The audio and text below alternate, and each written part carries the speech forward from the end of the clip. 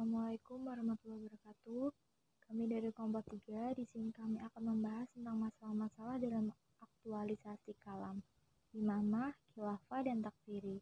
Disusun oleh kelompok 3 yang beranggotakan Mentari Murniasi dengan NIM 205211334, Hafif Maulana Setiawan dengan NIM 205211335, Murti Ningsi dengan NIM 205211336, Haidar Mihrobi dengan NIM 205211337, dan Safia Zena Zahra dengan NIM 205211338. Agenda pembahasan. Yang pertama, memahami aktualisasi kalam pada masa kekinian. Kedua, memahami pengertian dari imamah. Ketiga, memahami pengertian dari khilafah. Empat, memahami pengertian dari takfiri. Aktualisasi kalam pada masa kekinian. Ilmu kalam. Ilmu pembahasannya berkisar pada persoalan kepercayaan-kepercayaan, yaitu kepercayaan tentang Allah dan sifat-sifatnya, tentang para rasul dan juga sifat-sifatnya.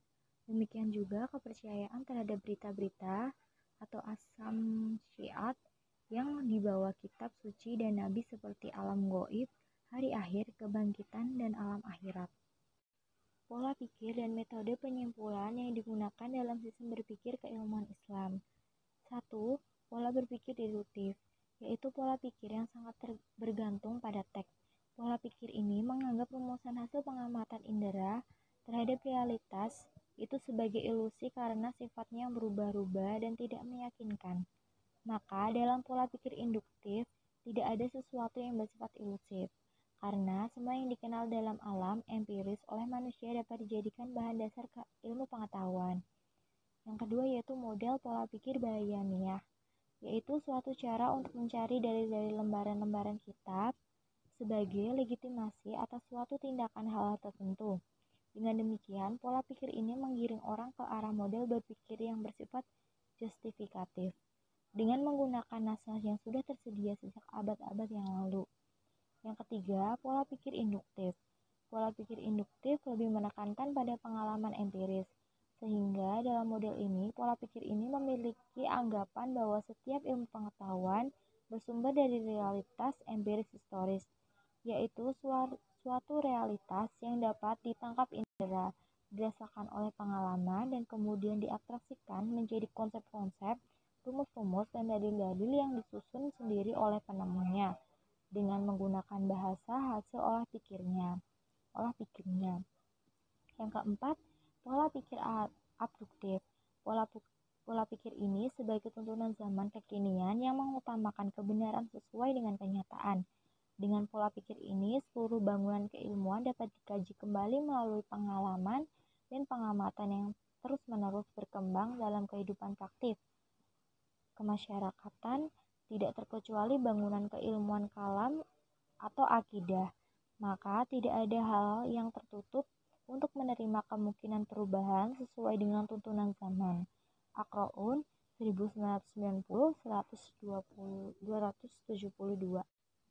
Imamah. Pengertian imamah adalah masdar atau kata benda dari kata amama yang artinya di depan. Sesuatu yang di depan disebut dengan imam. Arti harfiah dari kata tersebut adalah orang yang berdiri di depan untuk menjadi panutan orang-orang yang ada di belakangnya. Sementara itu, imamah adalah lembaga kepemimpinan. Konsep imamah adalah konsep yang meyakini bahwa seseorang pemimpin adalah seseorang yang ditunjuk oleh Allah. Lebih cenderung dipahami bersifat doktrinal.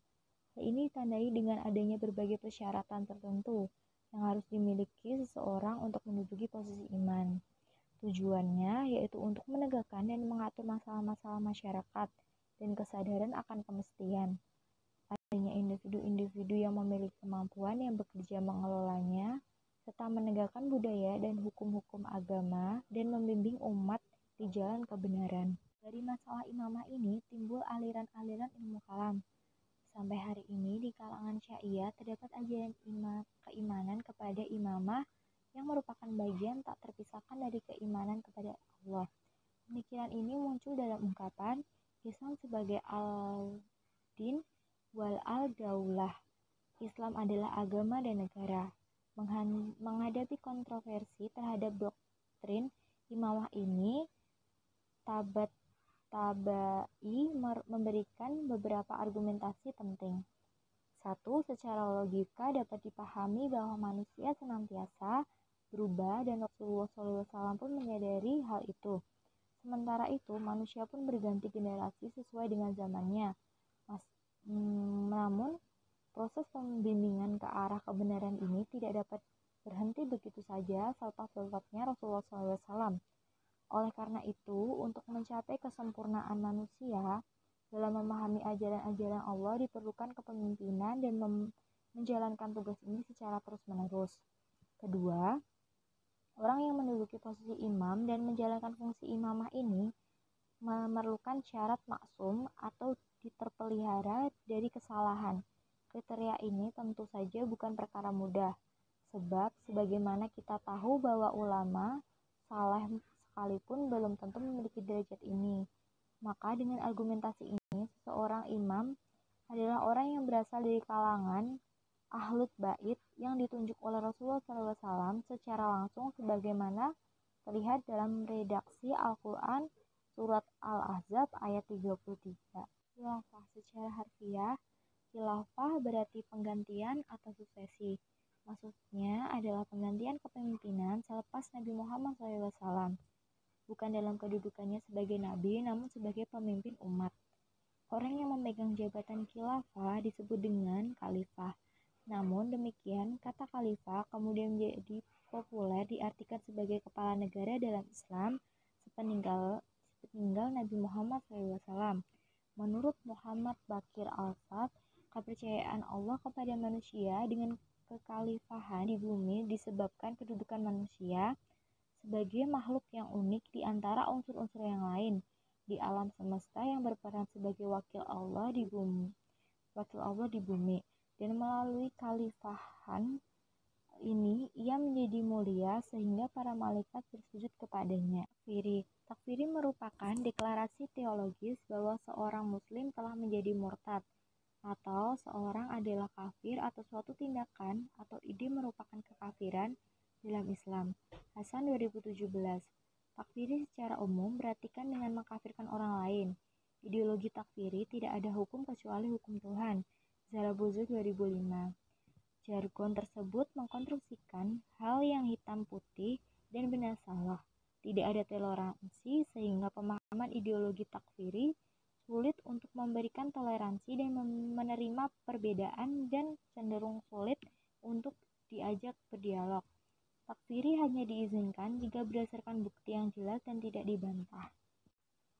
Penyalahgunaan konsep takfiri dengan mendeklarasikan berbagai kategori muslim yang kafir sebagaimana disebutkan di bawah ini.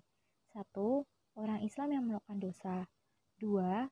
Penguasa yang tidak memerintah menurut ajaran syariah dan para pengikutnya. 3. Orang Islam yang bukan anggota mereka atau yang bukan termasuk dari kelompok. 4. Orang Islam yang menolak memberi label kepada orang lain kelompok ekstremis menganggapnya sebagai kafir. 5. Orang Islam yang hidup dalam masyarakat non-Islam dan tidak bermigrasi. 6. Orang Islam yang tinggal di Dar al-Harb, tanah diperintahkan oleh non-Muslim. Sekian pembahasan dari kelompok 3. Kurang lebihnya saya mohon maaf bila ada kesalahan. Bila taufiq wal hidayah. Wassalamualaikum warahmatullahi wabarakatuh.